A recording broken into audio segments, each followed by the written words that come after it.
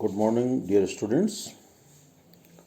आज हम बात कर रहे हैं समाजशास्त्रीय परिप्रेक्ष्य, जिसे कि महाराजा गंगा सिंह विश्वविद्यालय में बीए पार्ट फॉर सोशोलॉजी के first paper principles of sociology और राजस्थान विश्वविद्यालय के बीए पार्ट फॉर सोशोलॉजी के first paper principles of sociology में पढ़ाया जा रहा है।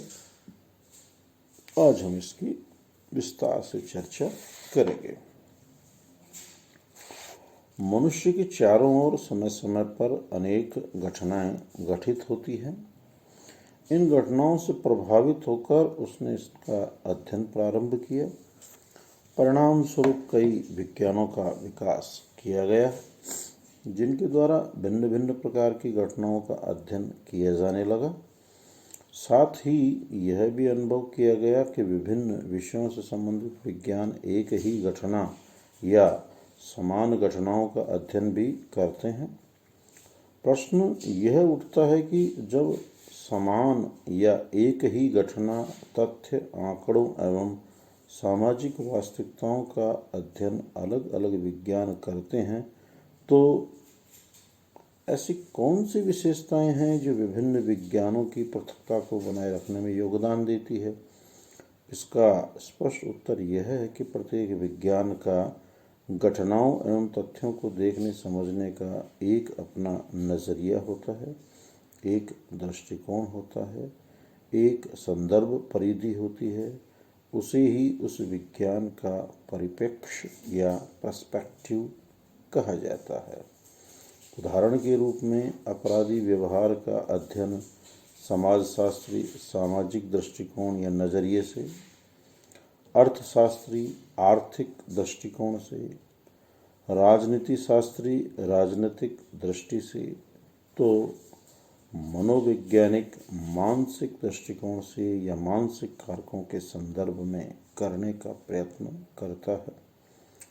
स्पष्ट है कि एक ही घटना या तथ्य को विभिन्न विज्ञान पृथक पृथक दृष्टिकोण, नज़रिए या परिप्रेक्ष्य से देखते एवं अध्ययन करते हैं।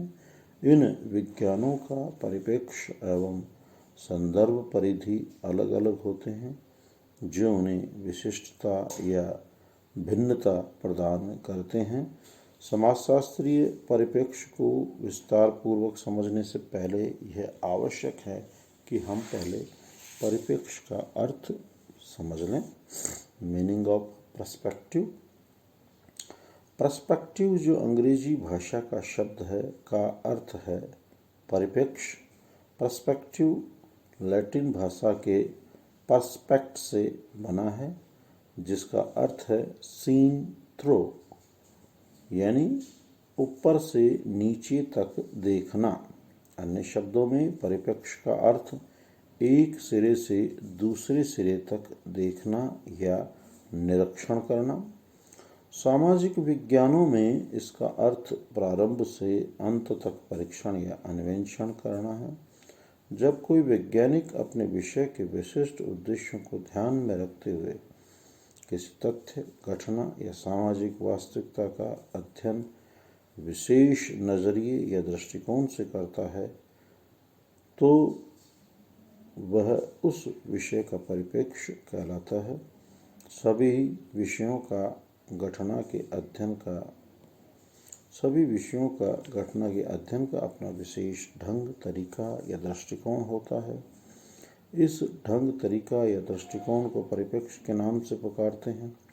परिप्रेक्ष्य का तात्पर्य अध्ययन के क्रमबद्ध, व्यवस्थित एवं विशिष्ट दृष्टिकोण से है, जो एक विषय को अन्य विषयों से विशिष्ट बनाता है। किसी भी घटना या तथ्य के अध्ययन के अनेक आयाम या पहलू होते हैं, अतः उनके व्यवस्थित विश्लेषण के लिए उसे निश्चित सीमा या परिधि में बांधना आवश्यक है। इस हेतु एक घटना के भिन्न भिन्न संदर्भों को अलग अलग किया जाता है एवं एक संदर्भ अथवा अध्ययन का दृष्टिकोण एक विज्ञान या विषय के अंतर्गत आता है। इससे उसके अध्ययन की सीमा निर्धारित हो जाती है। इसे ही परिप्रेक्ष्य, संदर्भ परिधि, फ्रेम ऑफ रेफरेंस का नाम दिया गया है। यदि हम समाजशास्त्री परिप्रेक्ष्य की परिभाषा एवं अर्थ को जानने का प्रयास करें तो हम पाएंगे कि भिन्न भिन्न विद्वानों ने इन्हें भिन्न भिन्न ढंग से परिभाषित किया है। थियोडोरसन ने बताया है कि मूल्य, विश्वास, अभिवृत्ति एवं अर्थ व्यक्ति को संदर्भ एवं दृष्टिकोण उपलब्ध कराते हैं जिनके अनुसार वह परिस्थिति का निरीक्षण या अवलोकन करता है और यही परिप्रेक्ष्य कहलाता है। थियोडोरसन के अनुसार परिप्रेक्ष्य एवं संदर्भ परिधि एक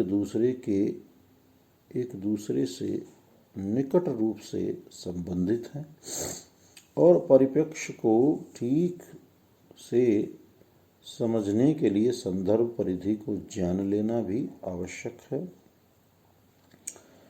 इसी संदर्भ में थियोडोरसन कहते हैं कि किसी बिंदु के दृष्टिकोण, मानदंड या अवधारणा की व्यवस्था को लेकर कोई व्यक्ति या समूह अपने अनुभव, ज्ञान तथा व्याख्याओं को संगठित करता है, उसे ही संदर्भ परिधि कहा जाता है। व्यक्ति के मूल्य तथा सामाजिक प्रतिमान, उसकी जन रीतियाँ, प्रथाएं, रूढ़ियाँ, परंपराएं सामाजिक परिस्थितियों में उसके अवलोकन एवं निर्णयों को प्रभावित करते हैं और इन्हें ही संदर्भ परिधि कहते हैं।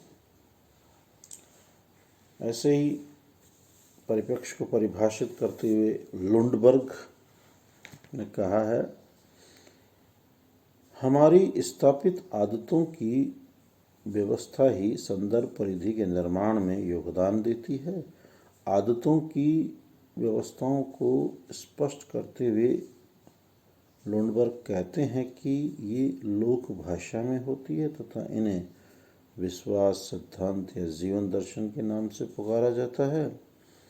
स्पष्ट है, परिप्रेक्ष्य मानव द्वारा अपने अध्ययन के उद्देश्य, सीमाओं और सुविधाओं को ध्यान में रखते हुए निर्मित किया गया दृष्टिकोण है। गुडे एवं हार्ट का मानना है कि किसी भी घटना, स्थिति या वस्तु का अलग अलग प्रकार से अध्ययन किया जा सकता है। इन्होंने बताया कि किसी भी विषय या विज्ञान की परिभाषा, अध्ययन का क्षेत्र, इसकी प्रकृति, सिद्धांत, अवधारणाएं आदि उसके परिप्रेक्ष्य को तय करती है। प्रत्येक विज्ञान में घटना के सभी पक्षों पर ध्यान केंद्रित नहीं करके केवल एक पक्ष पर ध्यान केंद्रित किया जाता है। सभी वैज्ञानिक अपने अपने विषय के विशिष्ट परिप्रेक्ष्य को ध्यान में रखते हुए किसी एक ही घटना या तथ्य का अध्ययन करते हैं और ज्ञान की वृद्धि में योगदान देते हैं। समाजशास्त्री परिप्रेक्ष्य को प्रमुखतः दो भागों में बांटा गया है। पहला है समाजशास्त्री समाज, समूह, सामाजिक अंतःक्रियाओं, सामाजिक संबंधों, सामाजिक व्यवहार, सामाजिक संरचना, सामाजिक व्यवस्था और इसमें होने वाले परिवर्तनों का अध्ययन करते हैं। वे यह पता लगाने का प्रयास करते हैं कि इन परिवर्तनों से सामाजिक व्यवस्था, सहयोग, एकीकरण, संगठन आदि घटते हैं या बढ़ते हैं। वे इस दृष्टि से भी अध्ययन करते हैं कि इनमें कहीं अव्यवस्था, विघटन, असंतोष, तनाव, संघर्ष आदि तो नहीं बढ़ रहे। और दूसरा है समाजशास्त्री सामाजिक प्रघटनाओं के अलावा अन्य सभी घटनाओं, तथ्यों या वस्तुओं का अध्ययन समाजशास्त्री दृष्टिकोण से करते हैं। वे ये पता लगाने का प्रयास करते हैं कि ये अन्य घटनाएं, तथ्य या वस्तुएं मानव समाज, समूह, सामाजिक व्यवस्था, सामाजिक संगठन तथा सामाजिक व्यवहार को किस प्रकार से प्रभावित करते हैं। अध्ययन के इस पक्ष पर अनेक समाजशास्त्रियों, विशेषतः एलॉय चिनाय, लुंडबर्ग, गुडेहार्ट आदि ने जोर दिया। अब कल मैं आपसे समाजशास्त्र परिप्रेक्ष्य पे और विस्तार से प्रकाश डालूंगा और विस्तार से इस पर चर्चा करूंगा। प्रत्येक वीडियो के अंत में मेरी आपसे यही सलाह रहती है, यही सुझाव रहता है कि आप इन वीडियोस को ज़्यादा से ज़्यादा लाइक करें, सब्सक्राइब करें। अपनी समस्या, जिज्ञासा, जहाँ आपको कोई चीज़ समझ में नहीं आ रही, कोई शब्द समझ में नहीं आ रहा, कोई बात समझ में नहीं आ रही, तो उसके लिए आप अवश्य कमेंट्स करें। अपने अन्य साथियों तक भी ये वीडियोस पहुँचाएँ। आप स्वस्थ रहें, प्रसन्नचित्त रहें, अध्ययन अध्यापन करते रहें।